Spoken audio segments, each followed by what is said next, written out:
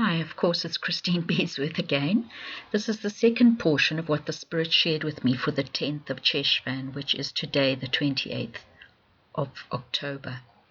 This day, when God gave the final warning to Noah, was an auspicious date in heaven's calendar for another reason. It was the day that Gad was born. How very interesting that the warrior tribe was birthed on the day of the final warning. Gad was the tribe which was instructed by the Lord to help their brethren possess their portions of the promised land, even though they had already been given portions on the wilderness side in the Jordan. So Gad represents the end-time overcomers and warriors, including prophets and seers, who are endued with the spirit of Elijah, like John the Baptist and Elisha. The fourth plague, the one where God put a division between his holy people and Egypt, was a plague of gadflies, or mosquitoes. Interestingly, gadflies. How amazing how God is that as the final warning goes forth, he is bringing forth a company that will inflict harm on the demonic structure of the world system. Conversely, there are plots in motion to have every person in the world or Egypt vaccinated against the supposed plague. Mosquitoes can bring plague and disease. They inject something in as they suck your blood, and so it's very important to be found hiding in the secret place of the Most High by the time the fourth plague hits, and don't let yourself be injected. God puts a division between those who are in Goshen and the people of Egypt, so it really depends where you're dwelling. Are you dwelling in the secret place of the Most High? Are you headed into the ark of his protecting presence, where no plague can come near your tent, and sudden destruction at noonday leaves you untouched? Has God sealed you as his bondservant, so that those with the death sting of a scorpion are unable to touch you? I'm referring there to the locusts in Revelation 9. The Gad company treads upon serpents and scorpions, and nothing shall by any means harm them. Here is an excerpt from an older article called Traveling by Day or by Night. The tribe of Gad asked for their portion of the inheritance according to their desire, and were granted it. They were the first tribe to receive and possess their allotted portion.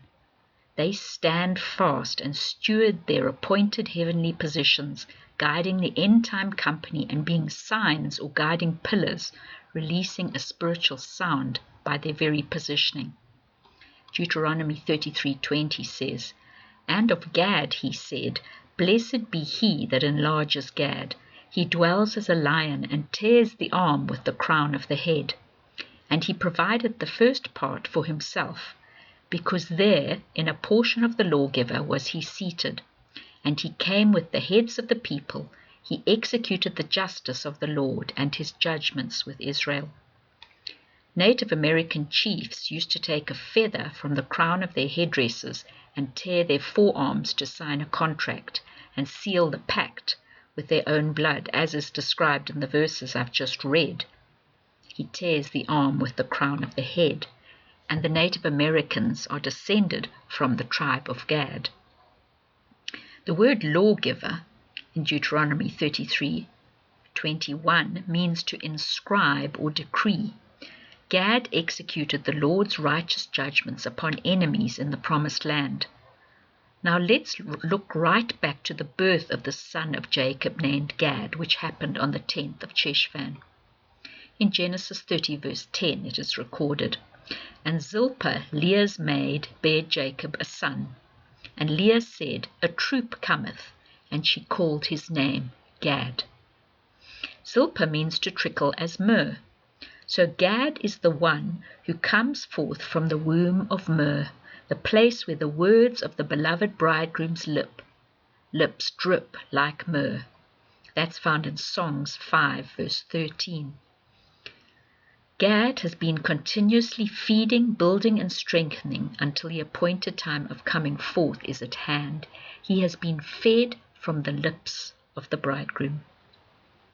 Myrrh also symbolizes death and suffering. One of the Hebrew words for tomb also means a stack of sheaves. In other words, the tomb becomes a womb or a place of great fruitfulness. From the place where myrrh trickles, the stacks of sheaves or the harvests of souls will be brought forth with joy. Those who sow in tears will come again with rejoicing, bearing their sheaves with them. So it's not surprising that myrrh is also known as the oil of joy and is used to anoint Israeli brides on their wedding day. Just like Benoni came forth at the price of the death of his mother, the Gad company emerges with resurrection power and fullness of joy to possess the gates of their enemies and bring in the harvest. Here's another portion of traveling by day or by night. Gad comes from a root word meaning to crowd, to attack, or to invade. Leah looked into the spiritual realm and saw a warrior tribe coming forth from this firstborn son of hers. She prophesied over him that he would not live his life on the defensive, but on the attack. He would be a warrior, a troop assaulting the enemy, and he would do it using the words of revelation and instruction which trickled as myrrh from the chief shepherd's lips, because this was the chamber, the womb of preparation which he had come forth from. And here is an excerpt from the Dove Chronicles 4, Arise and Possess, which also speaks of Gad. Deuteronomy 3 verse 12. When we took possession of this land, I gave to the Reubenites and the Gadites the territory from Arur, which is on the edge of the valley of Arnon, and half the hill country of Gilead and its cities. This river Arnon, which is such a significant boundary line, has a name meaning brawling or tumbling, from a root word to shout, to rejoice, or to triumph. Well, look, there certainly is a lot of brawling in the streets of American cities right now, but we are going deeper, right into the foundations of the place Arnon, and from this place we shout and rejoice. Beloved, it is the high praises of God in our mouths and the two-edged sword in our hand, which we use to execute the judgments written and bind kings with fetters. Psalm 149 describes that. And then the Lord at our right hand strikes them through. You find that in Psalm 110, verse 5. The Lord at their right hand will strike through kings in the day of his wrath. He shall judge amongst the heathen, and he shall fill the places with dead bodies. He shall wound the heads over many countries. There God is dealing with principalities over many countries. He is executing judgment on them, wounding them. They are about to be cast out of the second heaven. This is a heavenly battle, and heavenly weapons are used. This is not a time to take to the streets with bricks and guns. This is a time to dance upon injustice in your prayer closet with the shout of victory in your mouth. It is here, where only your Father sees you, that exploits are done, and his angels carry out and finish the assignments. Daniel 11 verse 32 says, And such as do wickedly against the covenant shall he corrupt by flatteries. But the people that know their God shall be strong and do exploits. In Numbers, there is something very interesting recorded about Cheshvan, the city of the king of the Amorites. But firstly, let me share that Hesh means intelligence, devices, or plots. So this whole heavenly battle we are being strengthened to fight is to overtake and overturn the plots and wicked devices of principalities and powers who seek to subjugate the earth. Now let's read what Moses recorded, and notice he says that first the buildings of the city must be erected by the Amorites, and then God's judgment strikes through his divinely empowered people, and they possess the gates of their enemies and the wealth and property of the wicked, which has been built and laid up for the righteous.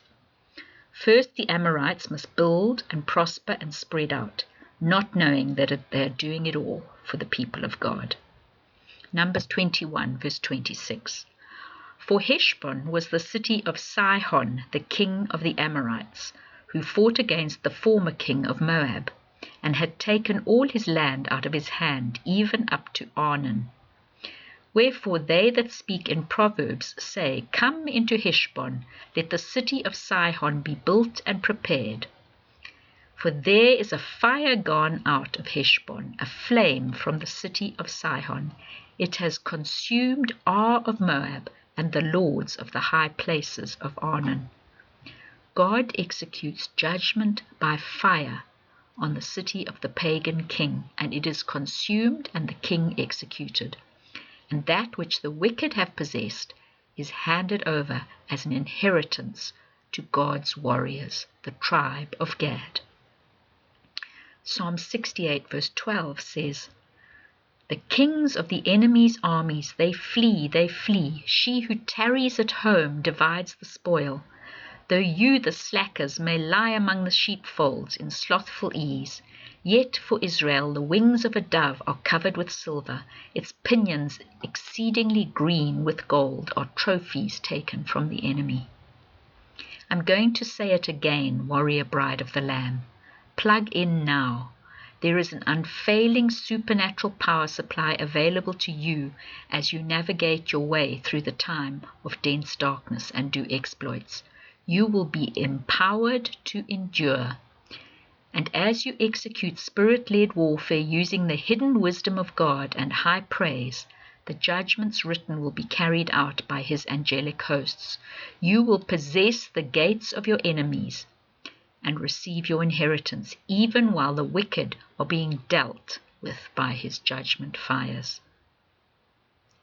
And now let's return to Noah after the final warning. Remember that while the judgments were pouring out upon the wicked, Noah in the ark had a window above, from which he could see the heavens and receive light. The Hebrew word for window here is sohar and means double light. Isn't it interesting that the Lord provided double light, or two portions of revelation for this day? And the day I'm referring to is the 10th of Cheshvan. Noah moved from sunlight coming from all directions as he stood on earth to a very specific beam of double light from above in the ark. He went from being able to observe the antics of the wicked, which grieved his heart daily, to being shut in with his family and receiving only input and light from the God who is light. While the holy remnant and their immediate family are sheltered during the rollout of judgment, they will be receiving a daily portion of revelation light, and their focus is upon input from God and not gazing upon the judgment of the wicked. Visions and dreams and the audible voice of the Lord will be commonplace amongst the remnant at this time. Sohar also means noon or midday. This is the time when the sun is right overhead. Beloved, the Sun of Righteousness will be right overhead, coming with healing in his wings. Yes, we are entering the day that burns like an oven, but for the righteous it will be a time of healing and restoration, even at the same time as the wicked are dealt with. We read about that in Malachi 4. This Hebrew word sohar is also used to describe the time at which all the antics of the prophets of Baal were brought to a halt, at midday. At this time it was quite evident that they had no power except to deceive the people. You can read the story again in 1 Kings 18. The gods which they served had no ability to release fire from heaven to confirm their supreme rule. The people of God are in the valley of decision at this time. Will they continue to serve Baal and listen to the false prophets, or will they return to the only true God? It is at this Sohar moment that those who have unknowingly been captive to these false prophets, believing them to be spokesmen for the true God, begin to see the light. This is when the tables begin to turn for those held captive by the wiles of Jezebel. Elijah calls the crowd to come close to him, and he demonstrates how to build an altar and offer a holy sacrifice. And the God of heaven confirms that Elijah is his bondslave and has done all he has asked.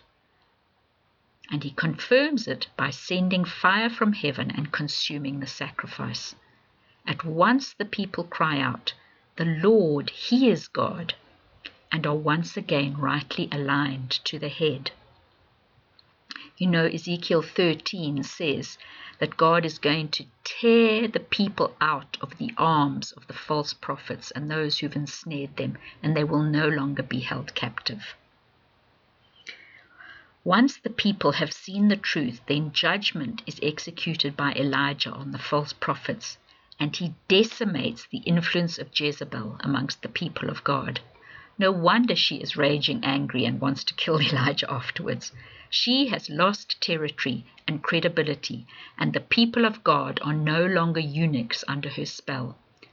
Beloved, the double portion of revelation light portioned to you during the time of being sealed in will provide strategy and blueprints to break the hold of the enemy on many whom you've been interceding for years. Suddenly they will see the light and repent and return to the Father. Hallelujah! The harvest will be reaped at the same time that the judgments are rolling out. Dense darkness may be upon the peoples, but his glory will be upon you as you execute his righteous judgments in the earth. May the Lord bless and increase the revelation you receive from what I've shared. God bless you.